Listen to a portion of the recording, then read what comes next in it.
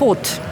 do brezogljične Ljubljane se je po mojem vedenju začela že v letu 2007 z oblikovanjem trajnostne razvojne vizije Ljubljana 2025 in nato z prehodom od besed k dejanjem, ko so obljube in napovedi iz vizije postale konkretni projekti, ki danes lepo živijo in zaradi katerih je kakovost življenja v Ljubljani danes bistveno višja. Verjamem, da bo Ljubljana v prihodnje še bolj odporno mesto in da bo še bolj samozadostno mesto, predvsem na področju energetike,